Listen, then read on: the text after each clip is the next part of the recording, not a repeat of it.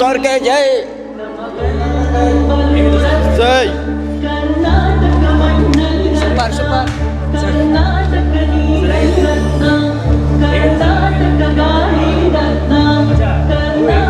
ಚೆನ್ನಾಗಿದೆ film super ಆಗ್ಯದ. ಚೆನ್ನಾಗಿದೆ ಅಪ್ಪೋರು ಅದು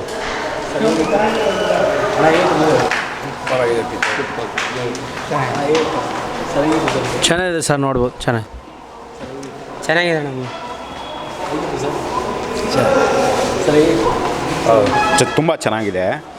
ಈಗ ಅಪ್ಪು ಅವರು ಅಭಿಮಾನಿಯಾಗಿ ಹೇಳಬೇಕಂದ್ರೆ ಅಪ್ಪು ಅವರು ಒಂದು 4 ಜನರಿಗೆ ಕಣ್ಣು ಕೊಟ್ಟಿದ್ದಾರೆ.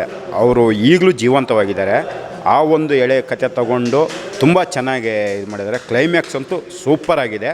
ಎಲ್ಲ ಜನರು ಬಂದು ಇಂಥ ಸಿನಿಮಾ ನೋಡಿ ಪ್ರೋತ್ಸಾಹ ನೀಡಬೇಕಂತ ಕೇಳ್ಕೊಳ್ತಾಯಿದ್ದೆ. ಹೌದೌದು, ತುಂಬ ಭಾವುಕರಾಗಿದ್ದಾರೆ.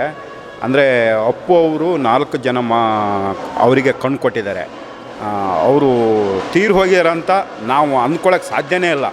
ಅಷ್ಟು ಪವರ್ಫುಲ್ಲಾಗಿ ಇನ್ನೂ ನಮ್ಮ ಜೊತೆಯಲ್ಲೂ ಅಪ್ಪು ಅವರು ಇದ್ದಾರೆ ಅಂತ ಅನಿಸ್ತಾ ಇದೆ.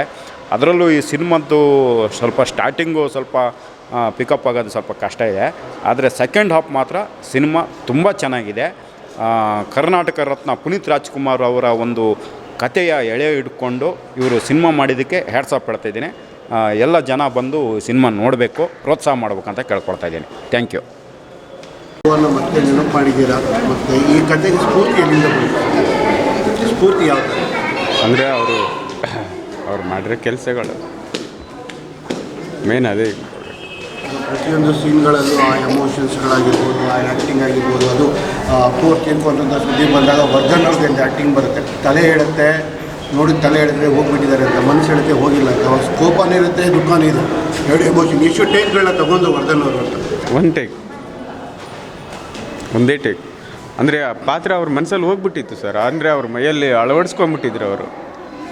ಆ ಆರ್ಟಿಸ್ಟ್ಗಳು ಅವರು ಒಂದ್ಸಲ ಹೇಳಿದ್ರೆ ವರ್ಧನ್ ಆಗಲಿ, ಹೀರೋಯಿನ್ ಆಗಲಿ, ಬೇರೆ ಪಾತ್ರಗಳಾಗಲಿ ಹೇಳಿದ ತಕ್ಷಣ ಆ ಪಾತ್ರನ ಒಳಗೆ ತುಂಬ್ಕೊಂಬಿಡೋರು ಅವರು. ಅಂದರೆ ಅಷ್ಟು ಅದ್ಭುತವಾಗಿ ಆ ಬರವಣಿಗೆ, ಅಕ್ಷರಗಳು, ಆಮೇಲೆ ಅಷ್ಟು ವ್ಯಾಲ್ಯೂಯಬಲ್ ಸೀನ್ಗಳು ಅದನ್ನು ಏನು ಮಾಡ್ತಿದ್ರು ಅಂದರೆ ಅವರು ನೋಡ್ಕೋತಿದ್ರು ಅಷ್ಟೇ. ಬಿಫೋರ್ ಕೊಟ್ಟ ತಕ್ಷಣ ನೋಡ್ಕೋತಿದ್ರು. ನಾನು ಒಂದು ನರೇಷನ್ ಕೊಡ್ತಿದ್ದೆ ಅವ್ರಿಗೆ. ಅಂದರೆ ಆ ಫೀಲಿಂಗ್ಸ್ ಇದೇ ಥರ ಹೇಳಬೇಕು ಡೈಲಾಗ್ಸ್ ಅಂತ. ಆವಾಗ ಅದನ್ನು ಮೈಗೆ ಒಗ್ಸ್ಕೊಂಡು ಒಂದೊಂದು ಟೇಕ್, ಎಲ್ಲರೂ ಒಂದೊಂದು ಟೇಕೆ ತೊಗೊಂಡ್ರು, ತುಂಬ ಸಮಯ ತೊಗೊಂಡಿಲ್ಲ ಯಾರು. ಸರ್, ಈ ವಿಚಾರನ ನೀವು ಬೇರೆ ಅಭಿಮಾನಿಗಳು ಈ ಥರ ಅವರ ಅಪ್ಪು ಸರ್ ಹೆಲ್ಪ್ ಮಾಡಿರೋಂಥ ಅಭಿಮಾನಿಗಳು ಯಾರಾದ್ರು ಕಾಂಟ್ಯಾಕ್ಟ್ ಮಾಡಿ ಮಾತಾಡಿದ್ದೀರಾ? ಕಾಂಟ್ಯಾಕ್ಟ್ ಮಾಡಿ ಮಾತಾಡೋದಕ್ಕಿಂತ ಅಂದರೆ ನಾನು ಕೇಳಿದ್ದೀನಿ ತುಂಬ. ಆಮೇಲೆ ನನ್ನ ಲೈಫಲ್ಲಿ ಕೆಲವು ಘಟನೆಗಳಾಗಿದ್ದಾವೆ ಅಪ್ಪು ಸರ್ ಜೊತೆ. ಅವ್ರ ಜೊತೆ ಸಮಯ ಕಳೆದಿರ್ಬೋದು ಕೆಲವು ದಿನಗಳು. ಆ ದಿನಗಳು ಕೆಲವು ಘಟನೆಗಳು ನಡೆದಿದ್ದಾವೆ, ಅದನ್ನು ಕೆಲವು ತೋರಿಸಿದ್ದೀನಿ. ಆಮೇಲೆ ಕೆಲವು ಕೇಳಿದ್ದೀನಿ, ಕೆಲವು ನೋಡಿದ್ದೀನಿ. ಆಮೇಲೆ ಅಪ್ಪು ಸರು ಹೋದ್ಮೇಲಂತೂ ಎಷ್ಟು ವಿಷಯಗಳು ಬ್ಲಾಸ್ಟ್ ಆಗಿದೆ ಅಂತ ನಿಮ್ಗೆ ಗೊತ್ತು. ಸೊ ಅದನ್ನೆಲ್ಲ ನಮಗೆ ತಡೆಯೋಕ್ಕಾಗ್ತಿರ್ಲಿಲ್ಲ. ಅವು ನಿದ್ದೆ ಬರ್ತಿರ್ಲಿಲ್ಲ ಸರಿಯಾಗಿ ನಮಗೆ.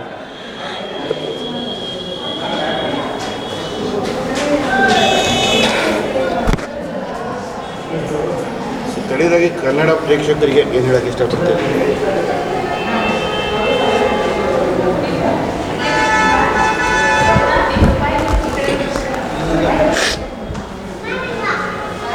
ನಾವು ಈ ಸಿನಿಮಾ ಮಾಡಿರೋದು ದುಡ್ಡಿಗಂತೂ ಅಲ್ಲ. ದುಡ್ಡು ಕೊಡಬೇಡಿ ನಮಗೆ, ದುಡ್ಡು ಬೇಡ ನಮಗೆ. ಆದರೆ ಒಂದೇ ಒಂದು ರಿಕ್ವೆಸ್ಟು, ಬೇರೆ ಯಾರು ನೋಡ್ತಾರೋ ಬಿಡ್ತಾರೋ ನಂಗೆ ಗೊತ್ತಿಲ್ಲ. ಅಪ್ಪು ಸರ್ ಫ್ಯಾನ್ಸ್ ಮಾತ್ರ ಕೈ ಮುಗಿದು ನಿಮ್ಮ ಪಾದಕ್ಕೆ ಮುಗಿದು ಕೇಳ್ತೀನಿ, ಸಿನಿಮಾ ನೋಡಿ ದಯವಿಟ್ಟು. ನಮಗೆ ದುಡ್ಡು ಬೇಡ, ನಮಗೆ ದುಡ್ಡು ಬೇಡವೇ ಬೇಡ. ನಾವು ದುಡ್ಡಿಗೋಸ್ಕರ ಈ ಸಿನಿಮಾ ಮಾಡಿಲ್ಲ, ನಿಮಗೋಸ್ಕರ ಮಾಡಿದ್ದೀವಿ ರೀ. ನಿಮಗೋಸ್ಕರ ಚಿತ್ರ ಮಾಡಿದ್ದೀವಿ. ಸಿನಿಮಾ ನೋಡಿರಿ ಫಸ್ಟು. ಬರೀ ಅಪ್ಪು ಸರ್ ಫ್ಯಾನ್ಸ್ ನೋಡಿರಿ ಚಿತ್ರನ. ಒಂದು ಸಾರಿ ನೋಡಿರಿ, ಒಂದೇ ಒಂದು ಸಾರಿ ನೋಡಿ. ನಿಮ್ಮ ಮನಸ್ಸಿಗೆ ನಿಮ್ಮ ಮನಸ್ಸಲ್ಲಿರೋ ಭಾರ ಒಂಚೂರು ಕಮ್ಮಿ ಆಗುತ್ತೆ. ನೋಡೋಣ, ಸ್ವಲ್ಪ ದಯವಿಟ್ಟು ಸಿನಿಮಾ ನೋಡಿ ಎಲ್ಲರೂ. ಸಿನಿಮಾದ ಪ್ರತಿಯೊಂದು ಸೀನ್ ಮಾಡಬೇಕಾದ್ರೆ ಅಪ್ಪು ಅವರ ಒಡನಾಟ ಇದ್ದವರು, ಅಪ್ಪು ಅವರ ಅಭಿಮಾನಿ ಆದವ್ರು ನೀವು, ಎಷ್ಟು ಕಷ್ಟ ಅನ್ನಿಸ್ತಿತ್ತು ಆ ಡೈರೆಕ್ಷನ್ ಮಾಡಬೇಕಾದ್ರೆ. ಮತ್ತು ಅದನ್ನೆಲ್ಲ ನೆನ್ಪು ಮಾಡ್ಕೊತ ಇರಬೇಕಾಗುತ್ತೆ. ಎಷ್ಟು ಹೌದು, ಹೀಗೆ ಅಳ್ತಾ ಇರೋದೆ ದಿನ. ನನ್ನ ದಿನ ಅಳ್ತಾ ಇರೋದು.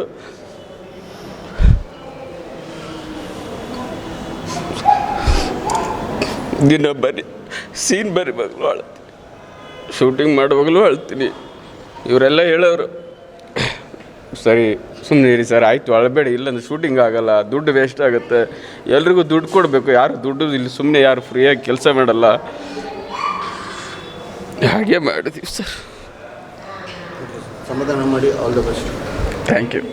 ಥ್ಯಾಂಕ್ ಯು ಎಲ್ಲರೂ ಸಿನಿಮಾ ನೋಡಿ ಸರ್ ಅಷ್ಟೇ. ಮೊದಲು ಕೂಡ ಇಂಟ್ರೊಡ್ಯೂಸ್ ಮಾಡ್ತಾ ಇದ್ದೀರಾ? ಹೌದು ಸರ್, ಹೌದು. ನಾನೇ ಒಂದು ಅದ್ಭುತ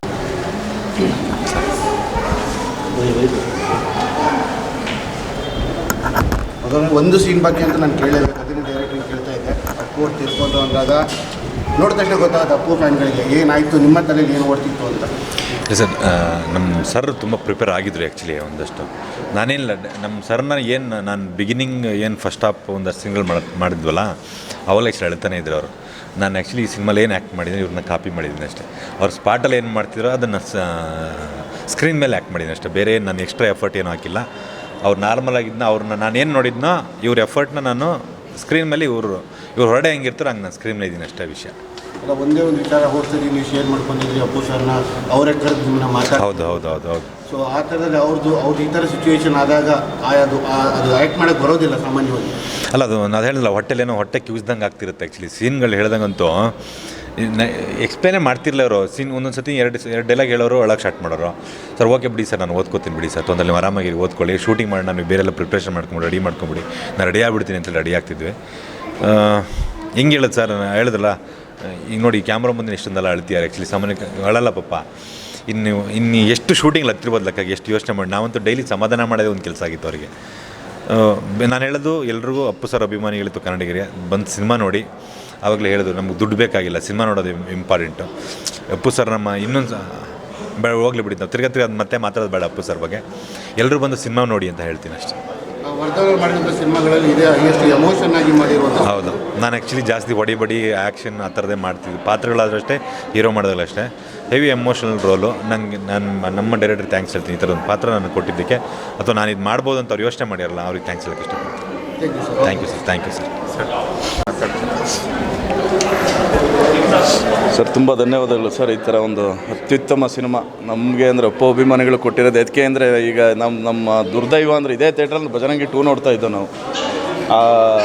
ಅದು ಕರಾಳ ದಿನ ಅಂತಾರಲ್ಲ, ಅಕ್ಟೋಬರ್ 29 ಇದೇ ಥಿಯೇಟ್ರಲ್ಲಿ ನಾವು ಶಿವಣ್ಣನ ಬಜರಂಗಿ 2 ಇದೇ ಥಿಯೇಟ್ರಲ್ಲಿ ವಿಷಯ ಗೊತ್ತಾಗಿದ್ದು ನಮಗೆ. ಏನು ಮಾಡ್ತೀರಾ, ಅದೇ ಪುನಃ ಅದನ್ನು ರೀಕಾಲ್ ಮಾಡ್ಕೊಂಡಂಗೆ ಆಯಿತು.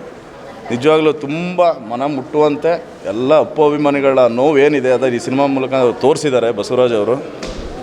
ಅಂದರೆ ಸ್ವಲ್ಪ ಕಷ್ಟ ಆಗುತ್ತೆ ನೋಡೋಕ್ಕೆ, ಯಾಕೆಂದರೆ ನಾವು ಅಪ್ಪು ಅವರು ಒಂದು 23 ವರ್ಷ ನಂಟದು. 98ರಿಂದ ಅವ್ರು ಹೋಗೋ ಇನ್ನೊಂದು ದಿವಸನೂ ಅವ್ರ ಜೊತೆನೇ ಇದ್ದೆ ನಾನು.